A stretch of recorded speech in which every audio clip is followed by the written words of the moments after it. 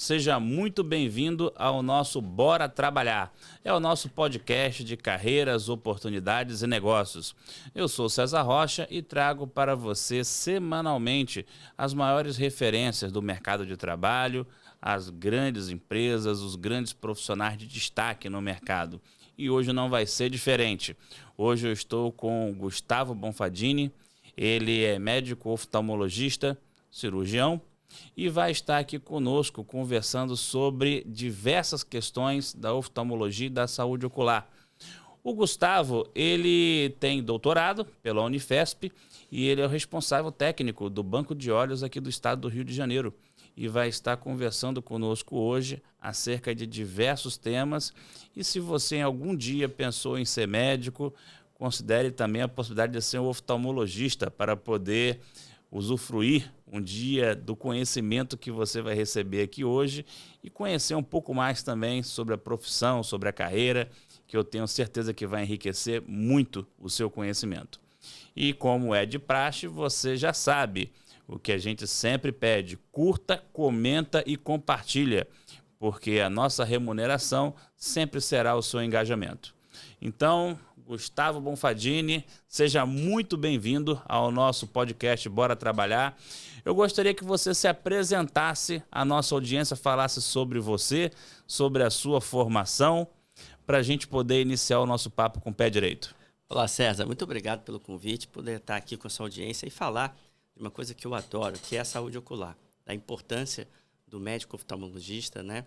E como que a gente pode hoje, eu estava batendo um papo aqui antes de começar o podcast, eu falei assim, olha, brinquei até, falei, antigamente a pessoa procurava um médico oftalmologista porque ela queria enxergar melhor e usar um óculos, prescrever um óculos.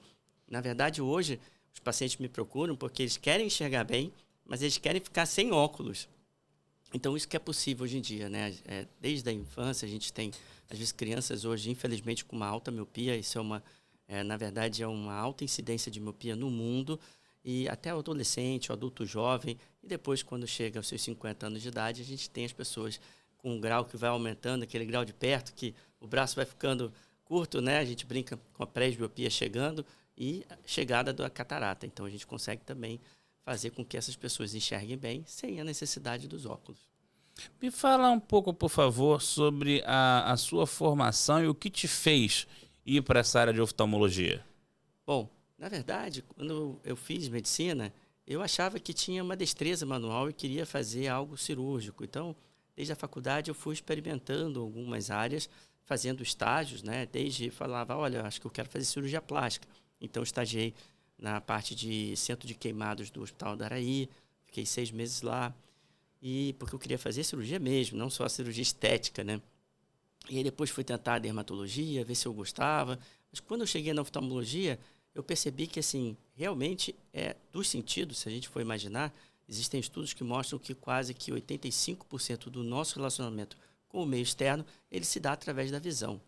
Então, sem querer puxar sardinha aqui para a minha especialidade, na verdade, quando a gente vai a um oftalmologista, a gente consegue determinar várias doenças até sistêmicas que essa pessoa tenha, mas o que é tão bonito, através, às vezes, de uma cirurgia, como eu falei, por exemplo, de catarata, eu sou médico transplantador, faço transplante de córnea, então, quanto que um transplante de córnea, quanto que uma cirurgia refrativa, porque não, a pessoa é saudável, mas tem uma miopia e não consegue fazer academia, esporte, sem a necessidade do óculos, e às vezes não consegue adaptar uma lente de contato, quanto que eu consigo mudar a vida daquela pessoa muito rapidamente.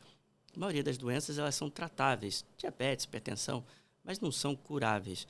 Em oftalmologia, não. Tem muita coisa, muitas doenças, que se você for ao médico oftalmologista, você consegue, sim, melhorar a sua visão e, às vezes, diminuir a dependência de um óculos, por exemplo.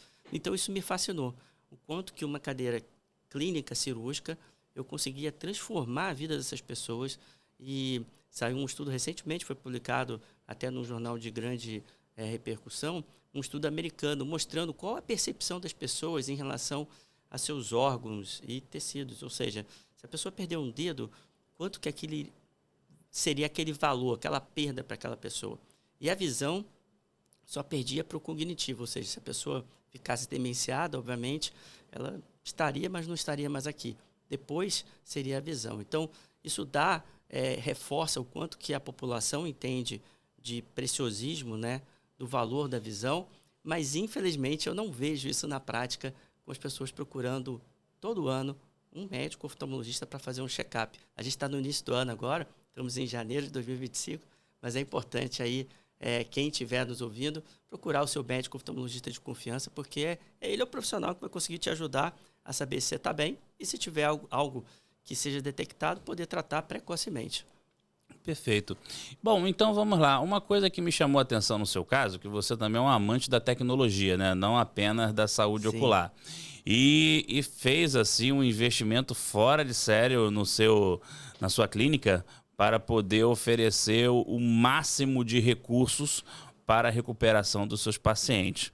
Explica para a gente, por favor, a questão da aplicabilidade da tecnologia na cura dos problemas oculares. Isso é importante, né, César? Porque assim, e até já te convido para você conhecer pessoalmente lá a clínica lá em Ipanema, porque o que acontece hoje?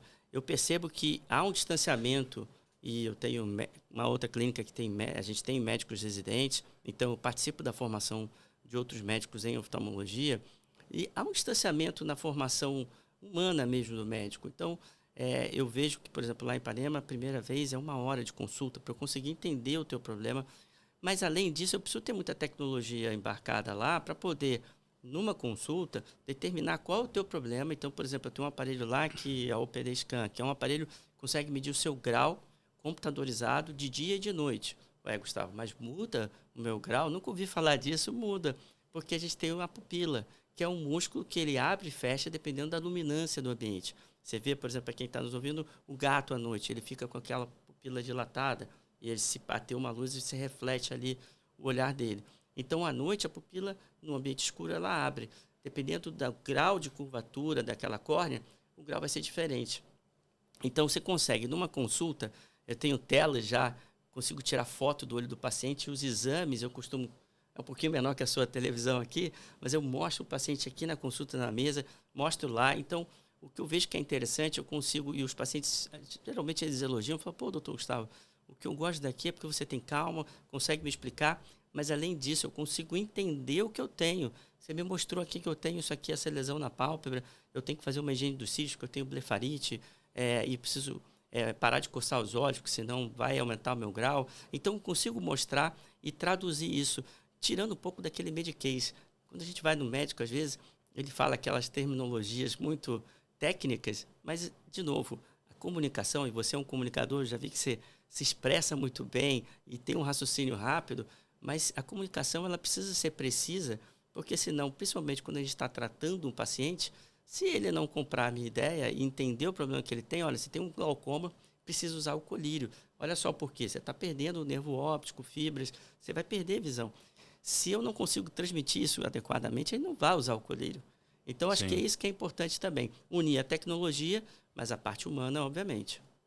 Uma pergunta que é comum as pessoas fazerem nessa questão da saúde ocular. Conforme a idade vai aumentando também o ressecamento dos olhos? Exatamente. Principalmente, e aí a gente está falando para o público feminino. Vamos lembrar que na mulher, quando chega na menopausa, a gente tem uma redução significativa dos hormônios estrógenos. Então, isso vai reduzir e vai fazer com que ela tenha não só uma redução da quantidade de lágrima, mas muitas vezes da qualidade da lágrima. A gente tem também outras doenças que são pouco diagnosticadas, como, por exemplo, a síndrome de Sjögren. Essa é uma síndrome autoimune que faz com que essa mulher perca a lubrificação de mucosas. Às vezes a boca, ela tem dificuldade de engolir em fases mais avançadas. E não é incomum a paciente me procurar e eu, como médico oftalmologista, fazer o diagnóstico de uma síndrome sistêmica e falar, olha, você precisa ir num reumatologista porque provavelmente você deve ter uma doença autoimune associada. Às vezes, por exemplo, um hipotiroidismo, quem está nos ouvindo também, poxa, eu tenho uma tireoide aqui que não está funcionando direito. Pode fazer um olho seco. Às vezes aquele adolescente, adulto jovem, que vai fazer um tratamento, por exemplo, de uma medicação para tirar, diminuir a acne espinha, como eu vou falar aqui o nome, que é popular, que é o Rakutan. Então, muitas vezes ele vai desenvolver um olho seco momentâneo no uso da medicação, mas alguns pacientes fazem um olho seco para o resto da vida. Então, por isso que é importante, porque quem está nos vendo agora, está nos vendo através de uma tela, seja de computador, seja de um celular. Então, você que está nos vendo agora, você está provavelmente prestando atenção e está piscando menos. Quanto, doutor Gustavo? Em torno de 6, às vezes até 8 vezes menos. Isso vai fazer com que você resseque mais os olhos, mesmo que você não tenha essas doenças que eu falei, do olho seco. O problema todo é que naquele momento você vai ressecar os olhos. Se você ficar muitas horas no computador, vai acabar irritando e coçando os olhos. E aí vai o alerta, coçar o olho não é normal. Óbvio, você está na praia, caiu um vento, uma areia, alguma coisa, na hora você pode até coçar os olhos. A grande questão que eu alerto aqui é para pessoas que têm uma alergia, seja uma rinite, sinusite, asma, ou até mesmo uma alergia só ocular e tem um hábito de coçar o olho. Você sabe que coçar o olho pode levar a uma doença chamada ceratocone, que é uma das principais causas de transplante de córnea no Brasil. E é um problema evitável. Se você for num médico oftalmologista tratar essa alergia ocular, muito provavelmente, e orientado, não vai mais coçar o olho e não vai ter essa doença ceratocone. Perfeito. Existe também a ideia de que todos um dia teremos catarata. Conforme a idade avança, a catarata uma hora vai chegar. Isso é verdade mesmo? É verdade, e a gente tem muita fake news aí na internet, mostrando remédios e tratamentos mágicos. Infelizmente, eu costumo brincar que quem desenvolver um tratamento não cirúrgico da catarata vai ganhar um prêmio Nobel de Medicina e provavelmente vai ficar bilionário, porque é a cirurgia mais realizada em toda a medicina, em todas as áreas. Todos nós vamos um dia desenvolver catarata. Aí vem a pessoa pensando, não é verdade, doutor Gustavo. Eu conheço o meu avô, alguém que morreu e não operou catarata. Sim, provavelmente a catarata dessa pessoa não evoluiu ao ponto dela ficar cega, não enxergar mais nada. Porém, também essa pessoa devia ter uma baixa necessidade visual, ou seja, ela não dirigia mais ou ela não tinha tanta necessidade visual, então ela ficava mais em casa. Então, o grande problema que a gente fala aqui da cirurgia de catarata é que ainda existe um grande estigma no Brasil. Só para título de comparação, eu fiz parte da minha formação nos Estados Unidos. Eu fiz meu pós-doutorado na Universidade Johns Hopkins, em Baltimore. E lá a média dos pacientes que a gente operava era 50 a 55 anos. A média dos meus pacientes, aqui mesmo no consultório em Ipanema, é 65, às vezes 70 anos de idade. Alguma diferença anatômica entre as duas populações? Não. Na verdade, é cultural. Por quê? Porque as pessoas, quando você chega aqui, se falar numa roda de amigos, operei catarata. Nossa, tá ficando velho, tira um barato. Quando, na verdade, a gente quer que essa cirurgia seja feita sem a catarata estar muito madura, muito dura. Porque hoje a cirurgia é feita com uma incisão de 2,4 milímetros, sem a necessidade de sutura cirúrgica de ponto.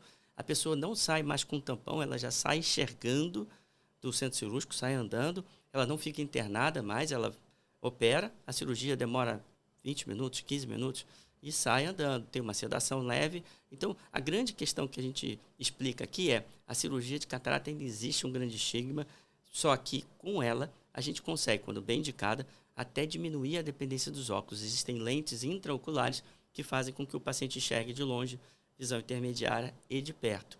Recentemente eu fui no podcast, estava falando contigo, ele é um cirurgião, e ele brincou comigo, olha, vamos fazer aí sua cirurgia no transplante capilar, Gustavo. Eu falei, olha, vamos primeiro no meu consultório para saber se você está enxergando bem. Quando ele chegou lá, eu falei, olha, você tem uma catarata, mas eu vou te passar o óculos. Ele falou, não, se eu tenho catarata, vamos resolver. E é impressionante. Eu tirei os óculos dele através da cirurgia de catarata, e ele hoje, ele até brinca comigo, fala assim, nossa, estou enxergando agora tudo mais claro, sem necessidade daquele óculos, né? Só, obviamente, o microscópio que ele opera. Então, o quanto que a gente pode mudar, que é aquela pergunta inicial que você me fez no início aqui da nossa conversa, por que eu escolhi a oftalmologia? É tão gratificante ver que, através de uma cirurgia, a gente consegue mudar o dia a dia das pessoas e a qualidade de vida. Muda mesmo. E também outra pergunta que eu queria lhe fazer, né? Faz parte de muitas situações pessoas que moram em lugares que são mais ou menos favoráveis. Uma coisa que eu sempre ouvi dizer é que pessoas que vivem em locais mais quentes tendem a ter uma visão mais, digamos assim, favorecida. E quem mora em lugares mais frios tende a ter maior possibilidade de ressecamento. Por isso que cai a média de busca de oftalmologistas em países mais quentes. Como o Rio de Janeiro é uma frigideira, nós sabemos disso, a tendência é o quê? Os olhos estarem sempre lubrificados. Isso existe de fato ou é uma fake news ou um folclore? Em parte, sim. O que acaba acontecendo? Por exemplo, eu já fui fazer um trabalho voluntário na Amazônia, um barco hospital. E lá a gente percebe um grande índice, por exemplo, de um problema que é aquela carne crescida, popularmente conhecida, mas o nome técnico é o pterígio, né? Que cresce um crescimento fibrovascular e muitas vezes toma conta da visão, essa pessoa não consegue mais enxergar. Isso é um problema causado pelo excesso de sol sem a proteção de luz ultravioleta, que é o famoso óculos de sol. Você vê, essa população, eles não têm acesso, às vezes, a um óculos de sol.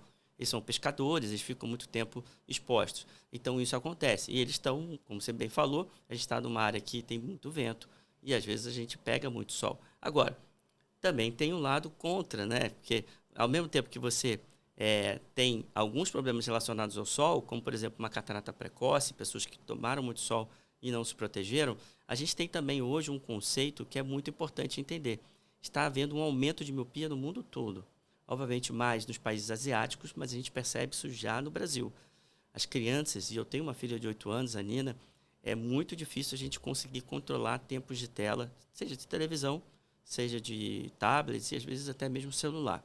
A grande questão é que as crianças estão mudando o foco, ficando muitas horas no dia, com foco muito próximo dos olhos.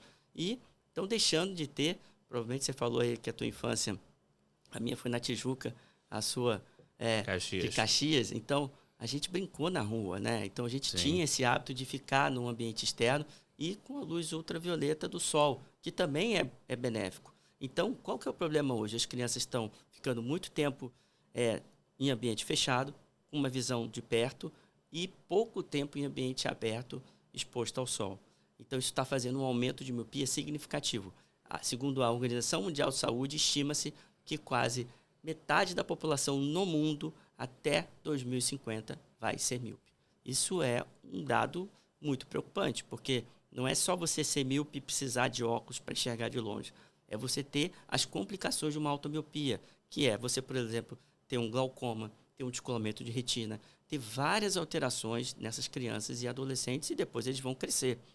Só que isso é prevenível hoje. Então, através de mudanças de hábitos, e hoje já existem colírios que se você tiver uma criança, um filho, um neto, que estiver aumentando a miopia, saiba que existe um tratamento clínico, sem cirurgia, que você pode pingar, obviamente, com orientação médica, o colírio, e essa criança diminuir esse crescimento da miopia. E existem até óculos, lentes de óculos, que podem ajudar nesse tratamento também. Então, por isso que eu costumo dizer, sabe, César, a falta de informação é tão ruim quanto a doença. Por isso que é tão importante o teu programa, e a gente está aqui falando com um público geral, de diversos aspectos da saúde ocular, que quem estiver assistindo fala assim, caramba, o meu neto não foi num médico oftalmologista, ele já tem 6 anos de idade. Por que 6 anos é um marco na vida das crianças, na questão visual? Porque o olho, a visão, ela se forma até os 6 anos de idade. Ou seja, até os 6 anos há a conexão das sinapses do olho até o cérebro. Se uma criança enxerga bem de um olho e do outro não, e ela não usa um óculos até os 6, no máximo 8 anos de idade, ela vai ter uma deficiência visual, a gente chama isso de ambliopia, ou o famoso olho preguiçoso, para o resto da vida. Mesmo que ela queira no futuro usar um óculos, uma lente de contato, fazer uma cirurgia, aquele olho não vai mais enxergar 100%. Por isso que fica aqui o alerta. Se você tem uma criança em casa que não fez um exame com um médico oftalmologista, faça. A gente tem recentemente agora, uns 2 anos atrás, eu falo porque ele é público, né, o Thiago Leifert, ele teve uma filha, tirando uma foto com flash, ele percebeu que um dos olhos não tinha um reflexo vermelho, era branco. Levou no médico oftalmologista e foi detectado um tumor que é muito raro, fica aqui, não é uma coisa comum, mas dos tumores é o mais comum nas crianças, que é o retinoblastoma, através de uma fotografia. Só que agora a gente tira menos foto com flash, né? Os celulares, eles não tiram tanto flash porque eles têm uma captação boa, de baixa luminância. Então, qual que é a grande questão? Você só vai conseguir fazer um diagnóstico desse levando desde o nascimento. A gente tem uma legislação que é nacional, que é o teste do olhinho, que, ou seja, é feito na própria maternidade. Porém, exame de grau do olho, para saber se essa criança está enxergando bem, isso precisa ser feito no consultório médico. Então, nasceu, precisa ir todo ano no médico oftalmologista. Essa é a grande dica aqui que eu queria passar para a tua audiência. Perfeito. Quais seriam as suas recomendações, então, para que a gente possa ter uma boa saúde ocular?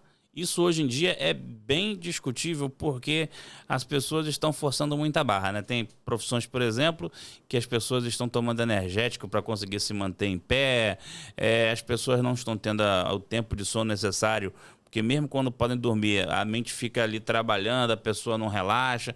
O que fazer?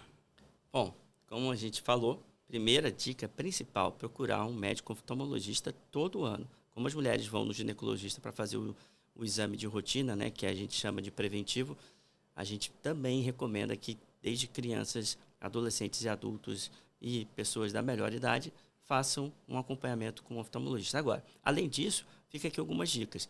A gente está falando do Rio de Janeiro, mas para o Brasil todo e por que não para o mundo? Então, a quantidade de radiação ultravioleta no Brasil, ela vem aumentando cada vez mais através de vários estudos publicados. Então, a gente precisa usar óculos de sol. Não é um charme, não é uma questão só. Eu lembro que minha filha Nina, quando passeando ali no calçadão da praia, desde pequenininha, ela já botava óculos de sol. O pessoal achava que era charme. Falava, não, eu estou protegendo os olhos da minha filha, porque a gente tem o hábito de passar protetor solar quando vai pegar sol, mas não tem o mesmo hábito de usar óculos de sol. Isso previne várias doenças, como eu falei, pterígio, catarata precoce. Quando for já adulto e com mais idade, a degeneração macular relacionada à idade. Então, o uso do óculos de sol, e aqui fica o alerta, de qualidade. Não precisa ser um óculos caro, mas de preferência que seja de uma origem que não seja duvidosa, ou seja, do camelô. Por quê? Porque o óculos de sol ele deve ter proteção ultravioleta. Se ele não tiver a proteção ultravioleta, mas for escuro, a sua pupila vai dilatar.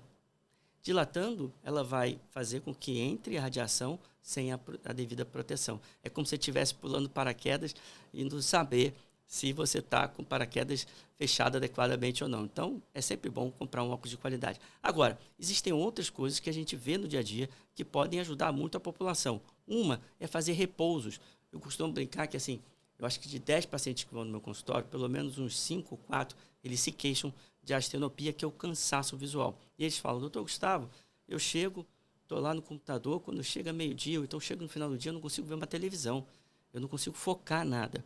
Mas é claro, eu brinco com eles, falo assim, se eu pegar uma esteira e colocar você aqui, César, andando, caminhando ou correndo, de 8 da manhã até as 5 da tarde, você vai conseguir? Você vai falar, pô, vai ficar cansativo. E, inclusive, almoçar na esteira.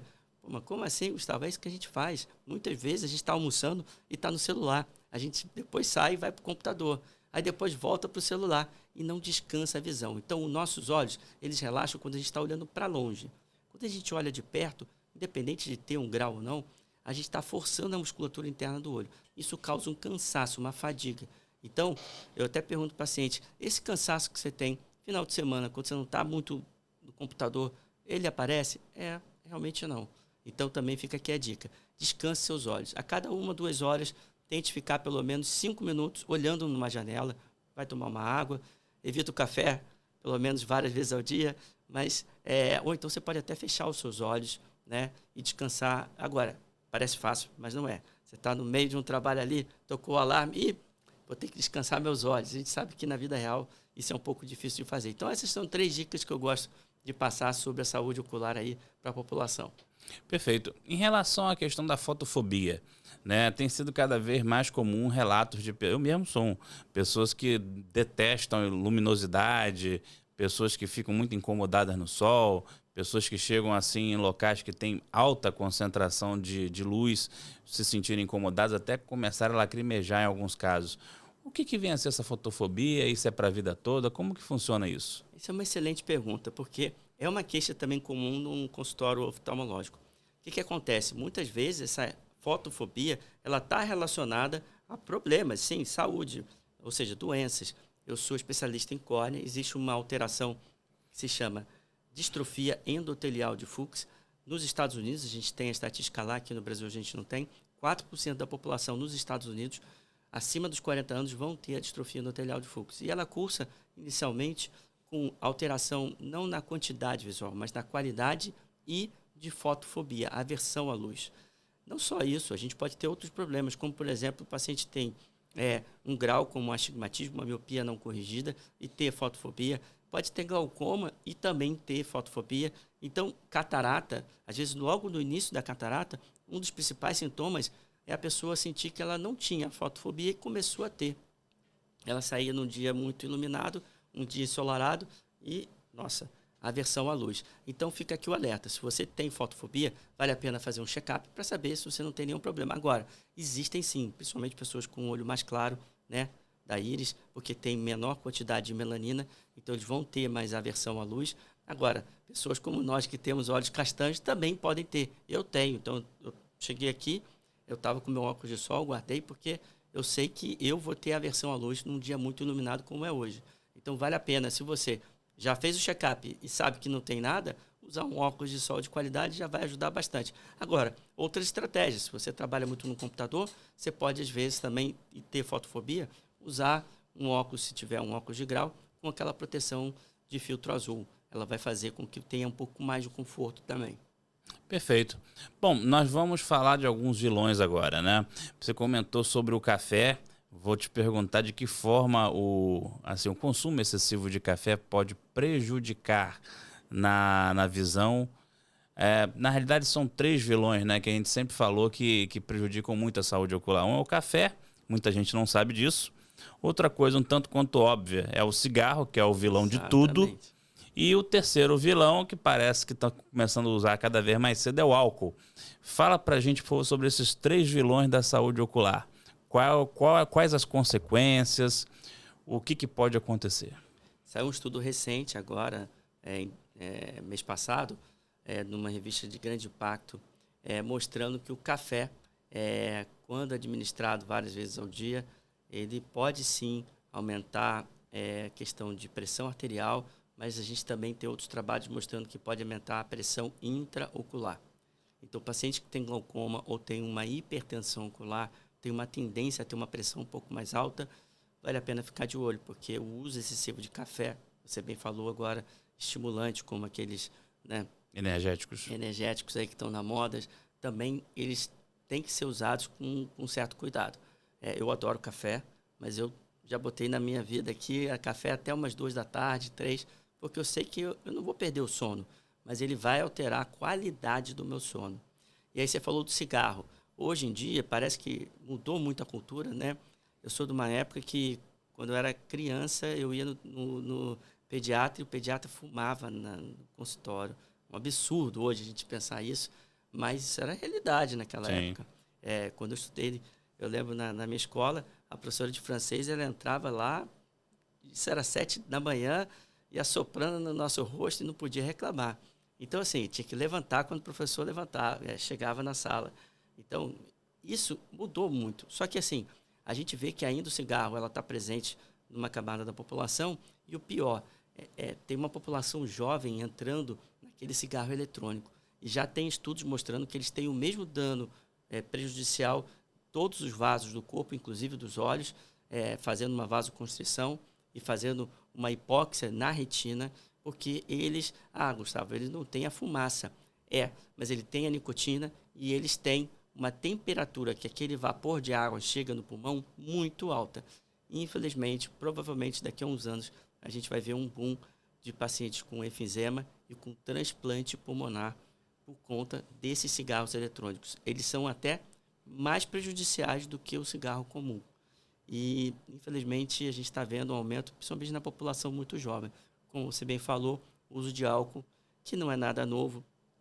Provavelmente, quando a gente era mais novo, a gente já via isso, mas eu acho que essa garotada agora está aumentando muito a incidência e com uma idade menor.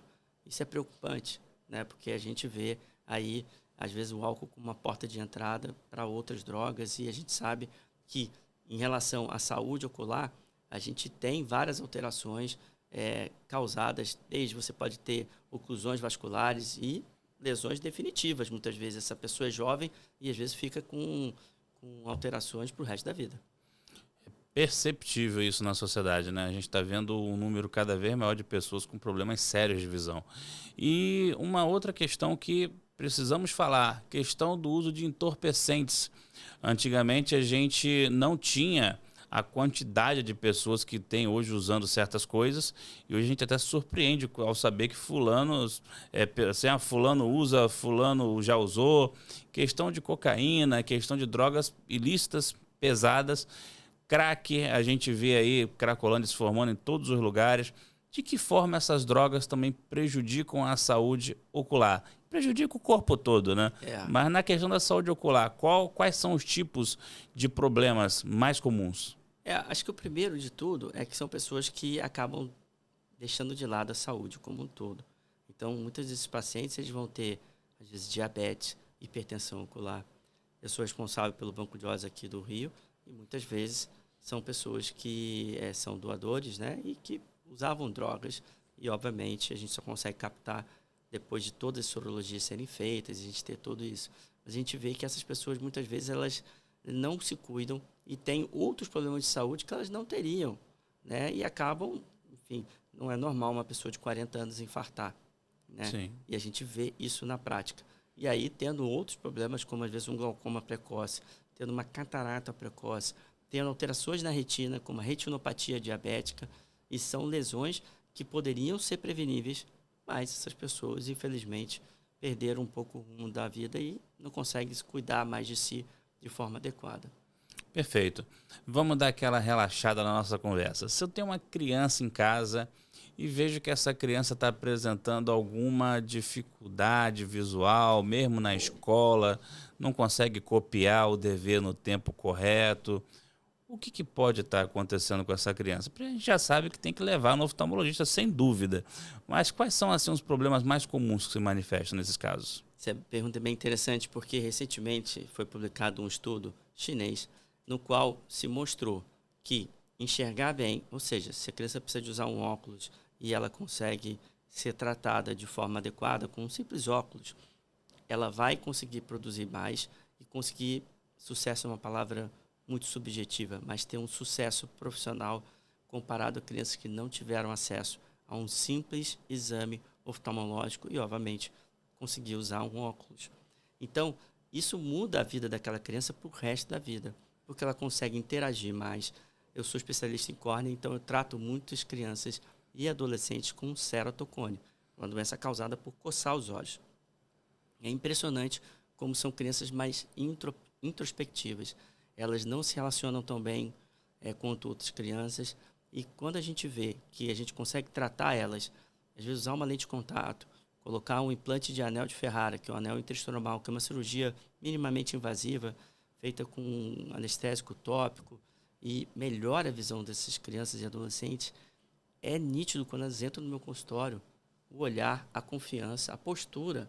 E a mãe falando, olha, está indo melhor na escola, agora ela está conseguindo mais amiguinhos. Então, assim, é impressionante como a saúde mental e a saúde ocular, elas estão relacionadas. Isso não falo só da criança, não. Eu vejo pacientes com catarata que às vezes estavam em depressão, os filhos trazem essas pessoas já que têm mais idade, e aí a gente faz a cirurgia, é outra pessoa no pós-operatório. E eu fico impressionado como que enxergar bem muda a vida. Isso a gente sabe através de trabalhos científicos, mas é importante a gente passar isso para a tua audiência, porque esse é o grande alerta aqui, o grande tchan do nosso papo, né? Com certeza. Tem uma coisa que sempre chamou muita atenção, né? Que é a questão dos impactos, né? Existem, inclusive, colírios de trauma. A questão dos impactos nos olhos. Pode acontecer alguma coisa mais séria de acordo com a idade? Eu vou te dar um exemplo. Não é claro que um idoso é sempre mais sensível, crianças também, mas assim, a possibilidade da saúde ocular se recuperar após um trauma, por exemplo, um acidente de trânsito, a pessoa teve um trauma forte no olho ou nos olhos. Quais são as chances reais assim da pessoa ter uma recuperação após um choque, um trauma? A gente vê muito isso hoje em dia, por exemplo, em esportes até também. Então, a gente tem pacientes que receberam uma bolada, um Sim. trauma. Então, é importante a gente entender o seguinte, o olho é uma cavidade oca e não tem osso lá dentro, né? Então, quer dizer, se tiver um trauma muito forte, você pode ter realmente, às vezes, um descolamento de retina que, em muitos casos, não vai voltar 100% a visão daquela pessoa. Mas a gente observa que muita coisa mudou. Desde os óculos, hoje em dia, eles não são mais de vidro, eles são de policarbonato, são de resinas que não se quebram facilmente como antigamente. A gente tem um código de trânsito que facilitou, porque hoje a gente tem que usar cinto de segurança, tanto no banco da frente quanto de trás. Isso ajudou muito a reduzir esses acidentes. E também, os próprios vidros dos carros, eles têm, teoricamente, eles se fragmentam numa batida e isso reduz bastante a chance de acidentes mais graves.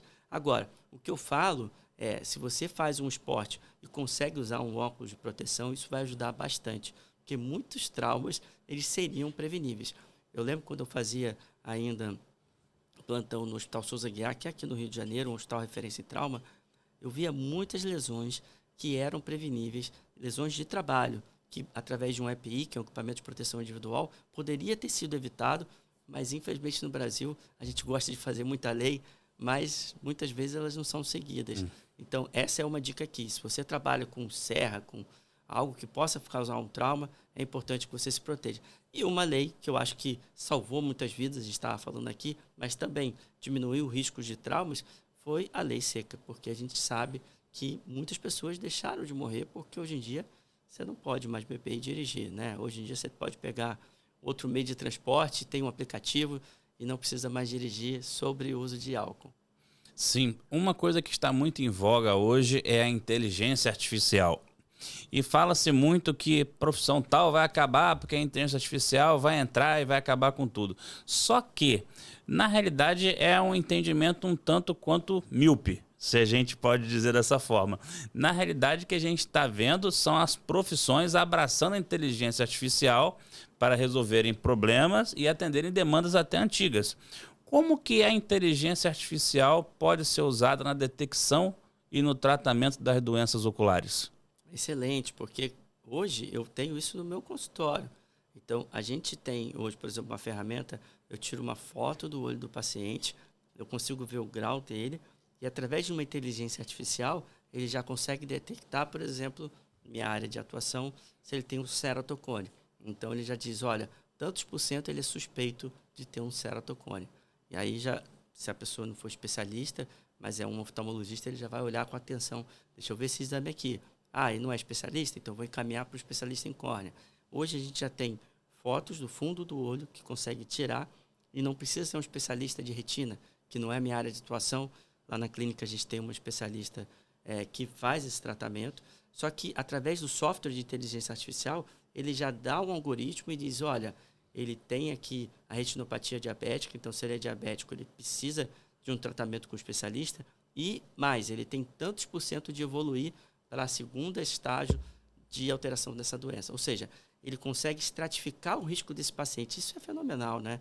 Quer dizer, porque antigamente a gente contava muito em medicina com a experiência da pessoa, ou seja, do médico, e com aqueles dados ali que aquele médico tinha. Agora a gente consegue usar essas informações e conseguir contribuir. A gente está vendo isso em outras áreas, dermatologia, tira uma foto e vê quantas chances de ser um melanoma. E em muitos casos, ele tem um índice de acerto maior do que o olho humano pode detectar. Perfeito. Bom, e quando a gente fala nessa questão da IA, né, é realmente uma coisa que faz muita diferença e o nível de acreditação é muito alto. E a gente pensa também no seguinte, vai chegar um dia, se é que esse dia já não chegou, que a gente vai conseguir fazer um fundo de olho sem ter que usar aquele colírio devastador que, assim, arde tanto que tem gente que não vai com medo do colírio. Então, E aí? deixa eu te dar uma boa notícia. Já existem alguns instrumentos que conseguem fazer o exame de fundo de olho sem a necessidade de dilatar de forma geral. Óbvio, se você tem uma lesão específica, vai precisar fazer um laser, que é um tratamento, aí não tem jeito, vai ter que dilatar mesmo. Mas exames de triagem, já existem equipamentos que conseguem fazer o fundo do olho, o mapeamento da retina, sem precisar dilatar. Então, fica aqui a dica, isso são aparelhos que são úteis porque a gente consegue fazer uma triagem no paciente, dizer se tem alguma alteração que vai precisar dilatar, sem a necessidade de dilatar. Hoje, por exemplo, lá na clínica, em Ipanema, eu tenho um aparelho, a gente tem vários métodos de medir a pressão do olho. O mais tradicional, que se chama técnica de aplanação, ou seja, tonômetro de Goldman, que é o mais antigo e é o tradicional. A gente precisa pingar uma gota de anestésico, que arde um pouco, e depois um colírio amarelinho, que é a fluoresceína. Não sei se você já fizeram esse exame contigo. Não. As mulheres não gostam porque às vezes escorre, mancha a maquiagem. Tem o de sopro, que ele dá um sopro e também incomoda um pouco. O paciente já pergunta, vai ter algum que assopra no olho? Eu falei, não, fica tranquilo. E ele é um tonômetro portátil, chama iCare 200, e eu consigo, sem necessidade de anestesiar o paciente, fazer a medida da pressão em menos de um segundo. Isso, assim, é algo que revoluciona aquilo que a gente estava falando, da qualidade do tempo de atendimento. Eu tendo tecnologia, eu consigo gastar menos tempo fazendo um exame, que é mais preciso, ele é digital, e além disso, eu consigo documentar tudo isso, mostrar para o paciente, olha quantos milímetros aqui está a sua pressão. E o paciente, ele, nossa, eu vi, está 10 nesse, está 20 nesse, tá vendo? Você vai precisar usar o colírio. Tá coçando o olho, não pode coçar o olho. Eu tenho cílios com calvície, né? O cílio volta e meia caem dentro, Se eu soubesse, eu incomoda. tinha trazido uma lágrima artificial aqui, um colírio lubrificante para você. Isso vai ser bom, vai ser bom. Vou lá em Ipanema buscar, não tenha dúvida. Deixa eu te fazer uma outra pergunta. Essa questão, por exemplo, da recuperação da saúde visual, dos tratamentos, através da tecnologia, isso é uma coisa que chama muita atenção. E a gente pode dizer que o nível de recuperação da plenitude visual hoje no Brasil, devido ao uso de tecnologia, aumentou em quantos por cento? Evidentemente que essa pergunta estou te fazendo em relação às pessoas que procuram, que também não dá para levar em consideração. A tecnologia avançou, mas tem muita gente ainda assim, sim, mas as pessoas não estão indo, como é que vai? Entre aqueles que realmente procuram e levam a sério, qual o nível de retorno? Vou te falar de um estudo que tem relativamente recente da Academia Americana de Oftalmologia, onde se estima que 80% dos problemas oftalmológicos são preveníveis através de uma consulta anual com o médico oftalmologista.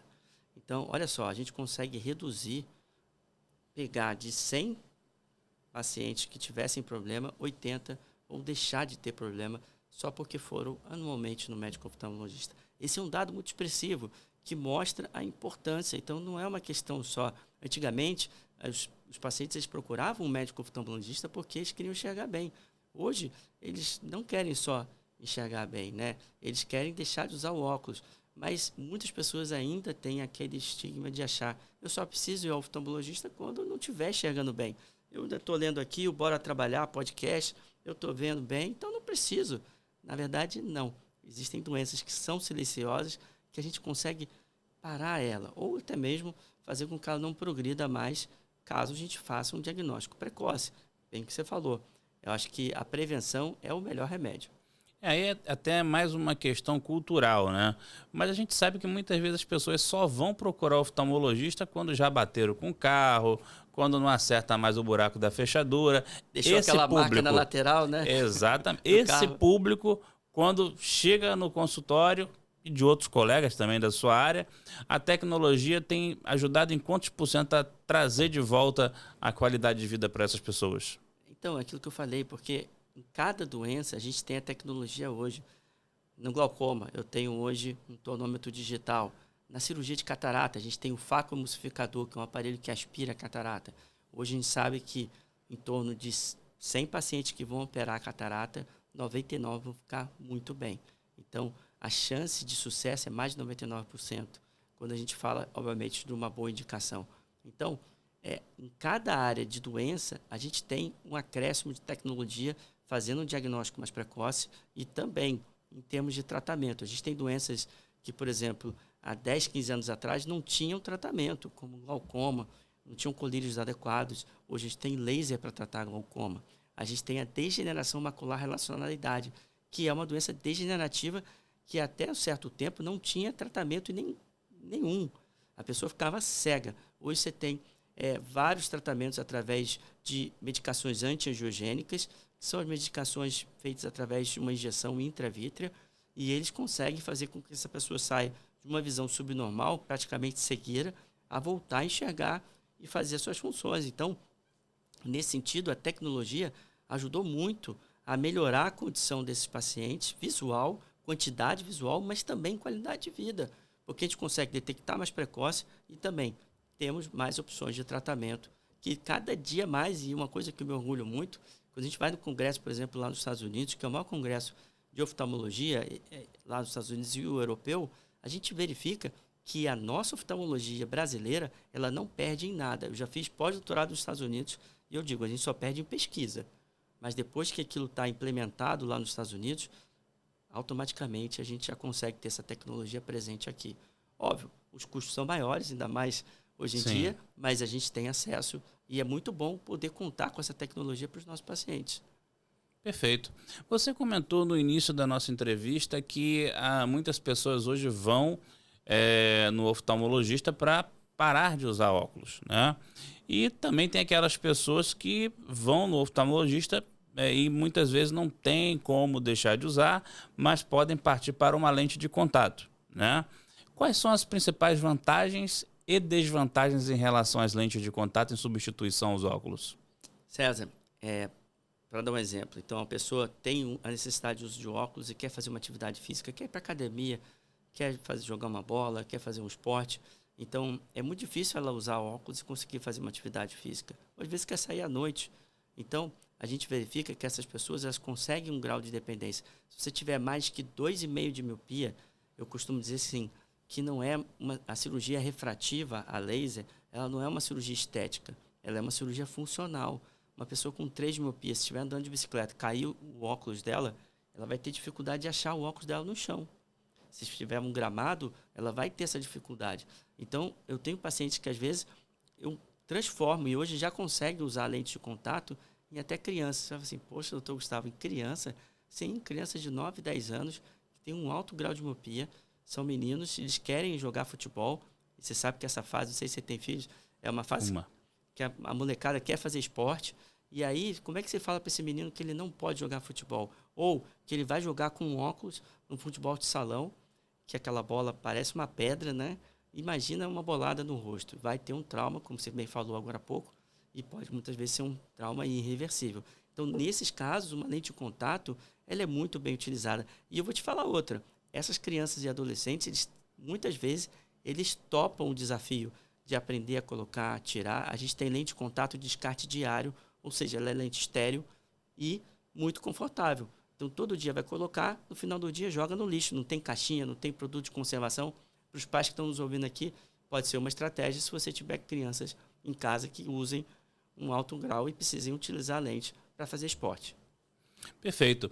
E com relação às inovações que temos hoje no mercado, não só tecnológicas, como também farmacêuticas, quais aquelas que você destacaria para a qualidade de vida na saúde ocular? Bom, eu acho que uma eu já citei, mas que vale a pena reforçar, é uma criança que tem uma miopia que está aumentando e que antes não tinha o que se fazer com essa criança. Então, hoje já existe um colírio que, através da administração diária daquele colírio, ela causa um discreto borramento da visão daquele olho. Isso faz com que essa criança consiga diminuir o aumento da miopia ou até não aumentar mais a miopia. Isso realmente é uma revolução na oftalmologia. Existe uma alteração, como eu falei, ambliopia, que é o olho preguiçoso. Antigamente, o único tratamento para essas crianças era fazer um tampão no olho que enxergava bem, para estimular o olho que não enxerga bem. E hoje, aí vai remota aqui aos videogames, já existem programas, software de computador, que conseguem estimular a visão daquele olho preguiçoso, a ambliopia. Isso através de um software que você faz em casa, esse treinamento. Isso ajuda muito aquelas crianças que têm vergonha, que não querem usar o tampão. Então, esses são 2 tipos de tratamento que realmente melhoraram. Ainda na fase de criança e adolescência, aqui os tratamentos alérgicos para os olhos, colírios mesmo, a gente não tinha isso disponível há anos atrás. Então, hoje, eu consigo tratar um paciente com ceratocone de forma muito melhor do que 20 anos atrás. Essas crianças, elas perdiam visão, tinham que ir para o transplante de córnea muito cedo e muitas vezes ficavam cegas se o transplante não dava certo. Eu atendo hoje um cirurgião, que é neurocirurgião. Ele falou, Gustavo, ainda bem que eu não fiz o transplante naquela época, porque o transplante não era tão bem desenvolvido e meu pai não deixou. Ele fez medicina e, através da alergia ocular, ele coçou muitos olhos e desenvolveu o ceratocone. E hoje ele usa lentes de contato escleral e consegue melhorar. Então, através de colírios antialérgicos, eu consigo diminuir a alergia dessa criança e ela não coçar os olhos para não desenvolver o ceratocone. E aí, já quando a gente vê a fase adulta para melhor idade, a gente tem aí um pouco, não é tanto o desenvolvimento farmacológico, mas desenvolvimento de tecnologia, as lentes intraoculares. O quanto que, através dessas lentes, a gente consegue tirar ou até mesmo diminuir a dependência dos óculos dessas pessoas que fazem a cirurgia de catarata. Perfeito. Existe algum parâmetro que você utilize assim para definir quando que é o momento de optar por óculos, por lente ou ir para uma cirurgia? Eu acho que o primeiro parâmetro, obviamente, ele é técnico, né? A gente tem que avaliar os exames, que é aquilo que a gente falou, né? Lá na clínica. E, além do mais, é o tempo, que é o chair time, que o americano chama, de conversa com o paciente. Eu preciso conhecer quem está vindo ali comigo. Eu tenho que entender quais são as suas demandas, quais são os seus anseios do César, o que te preocupa, o que te incomoda. Porque muitas vezes o médico, existe um estudo, César, que isso é um estudo americano, mas é que ele mostra que o médico ele interrompe o paciente nos primeiros 37 segundos. Ou seja, eu faço uma pergunta, César, o que te traz aqui? Aí você fala, não, doutor Gustavo, eu estou com isso aqui. Aí eu já te interrompo. Olha só que absurdo. Então, nós médicos hoje não estamos ouvindo os nossos pacientes. Então, isso eu tento me educar todos os dias de tentar entender quem está me procurando, entender a demanda dessa pessoa, porque muitas vezes um óculos simples pode funcionar para um paciente. Já para o outro vai ser um óculos e uma lente. E para um terceiro paciente vai ser apenas a cirurgia refrativa. E isso vai fazer com que ela fique independente dos óculos. Mas não tem fórmula de bolo. Eu preciso entender a demanda de cada pessoa. Compreensível. E na realidade, cada caso é um caso, né? Cada pessoa tem o seu histórico, a sua necessidade, Exato. até a sua profissão. Isso tudo influencia muito na tomada de decisão e na escolha do tratamento, né? É interessante porque é uma área que tem uma demanda muito grande, mas a gente tem um problema cultural que ainda é um limitador nessa busca pela oftalmologia como deveria ocorrer. E como que você vê, existe alguma coisa sendo feita por parte da Associação Brasileira de Oftalmologia ou por parte do Estado via SUS para mudar essa cultura no brasileiro de só ir quando a coisa realmente está fora do controle? A gente tem várias campanhas. Eu lembro quando eu estava na faculdade de medicina, a gente fez um trabalho junto ao programa Saúde da Família, que é uma rede básica do SUS, e a tentativa era mostrar a importância de se fazer um exame de triagem, que não necessariamente seria com um médico oftalmologista, seria só para poder a médica ou um profissional de saúde medir se aquela criança enxergava ou não. Mas até hoje não conseguimos implementar. Existem grandes esforços do Conselho Brasileiro de Oftalmologia e da Sociedade Brasileira de Oftalmologia nesse sentido. Só que tudo que é implementado, principalmente no SUS, a gente está falando de acesso à população mais carente, demora. Demora e existem vários trâmites que precisam ser implementados. No último Congresso Brasileiro, eu vi a própria presidente falando sobre essa dificuldade, mas de diversos avanços que estão sendo feitos. Agora, para quem consegue ser beneficiado, às vezes, de um plano de saúde ou até mesmo pagar uma consulta particular, aqui fica o alerta que a gente repetiu tantas vezes, né? Vale a pena a gente poder fazer uma consulta de check-up, porque isso pode mudar completamente a saúde e a história de vida, principalmente quando a gente fala em crianças. Perfeito. Bom, esse nosso bate-papo aqui, ele, né, a gente não fez assim, pode-se dizer que um terço do que a gente gostaria, até porque é um assunto muito vasto, né? E a gente vai com certeza fazer outros programas para falar sobre oftalmologia, sobre diversos outros temas. No entanto, essa questão tecnológica, a questão cultural, a questão de traumas, são coisas que muitas vezes grande parte da população não tem ideia e faz muita diferença, sobretudo hoje com essa realidade de uso de substâncias ilícitas, o exagero e o consumo cada vez mais cedo de álcool, de cigarro, esse uso excessivo de telas, são os temas contemporâneos assim que a gente precisa trazer para a população entender. E eu quero te agradecer pela presença. Assim, a sua entrevista, assim como algumas outras, estão entre aquelas que a gente tinha a maior urgência de fazer, porque precisávamos conversar com um profissional dessa área. E eu queria te pedir um favor. Como você hoje convenceria um jovem a optar pela oftalmologia como profissão, como carreira? O que você diria hoje para alguém que está pensando na oftalmologia como uma oportunidade de carreira? Bom, eu acho que primeiro aqui no Brasil a gente precisa fazer medicina, então são 6 anos de faculdade, né? E aí a pessoa A gente sabe que medicina hoje deu um bom número de vagas, nada contra, mas o que acabou acontecendo é que não aumentaram as vagas de residência médica. Então, estão formando muitos médicos, mas o número de especialistas não vai conseguir aumentar porque não tem a capacidade aí dos outros serviços de aumentar essas vagas. Então, a gente vai ter muito mais procura para ser especialista, então está ficando um funil cada vez maior. Mas antes disso, para você ser médico, eu acho que você tem que ter, sim, gostar de gente. Hoje dá para ser médico sem necessariamente atender paciente, porque a medicina é um campo tão vasto que a pessoa pode até para a parte de gestão e não Sim. necessariamente ver pacientes. Mas se faz medicina, tem que gostar de gente, tem que gostar de, às vezes, conversar com as pessoas, entender a dor do outro, porque realmente eu vejo isso que na minha prática, às vezes a gente vê que está faltando um pouco. Né? A gente sabe que a carga horária de trabalho dos médicos que fazem plantão e tudo mais, ela é muito excessiva, mas se você faz algo com amor, não tem jeito, dá certo. Eu vejo assim, eu falo para os meus residentes, olha, faça com amor, faça bem feito.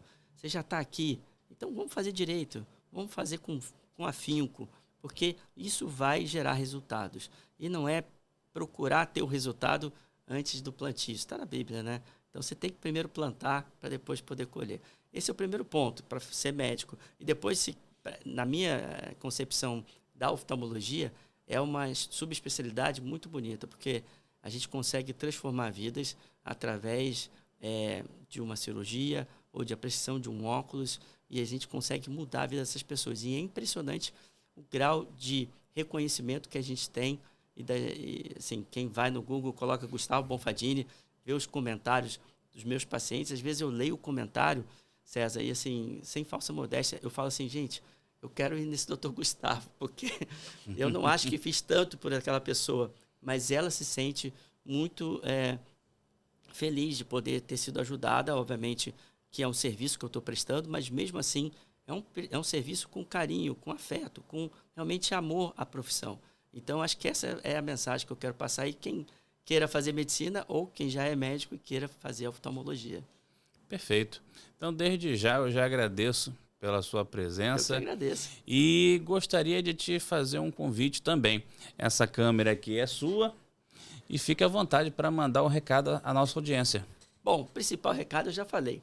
Se você está nos ouvindo aqui, chegou até aqui, primeiro, parabéns, tá? Porque você conseguiu receber muitas mensagens aí importantes sobre a saúde ocular. Então, fica aqui a dica de procurar o seu médico oftalmologista de confiança para poder fazer um check-up anual. Se você está no Rio de Janeiro, a minha clínica oftalmologia especializada fica em Ipanema. Vai ser um prazer te receber. O meu Instagram, que tem várias notícias e novidades sobre a oftalmologia, é Gustavo Bonfadini. E também eu tenho um canal do YouTube com mais de 45 mil inscritos, bastante vídeo de entrevista, de podcast o seu. A gente também vai postar alguma coisa lá. E aí você pode me achar no Gustavo Bonfadini, tá bom? Um grande abraço e até a próxima. É isso aí, muito obrigado pela sua presença. E para você que está nos assistindo, esse foi Gustavo Bonfadini, cirurgião oftalmologista, e esteve aqui conosco trazendo aí algumas informações sobre a área oftalmológica, sobre saúde ocular, para enriquecer o nosso conteúdo. E eu quero fazer um convite a você que por um acaso deseja fazer o seu curso técnico, mas já por um acaso experiência profissional, pelo menos 2 anos de experiência. Entre em contato com o Grupo Desempenho.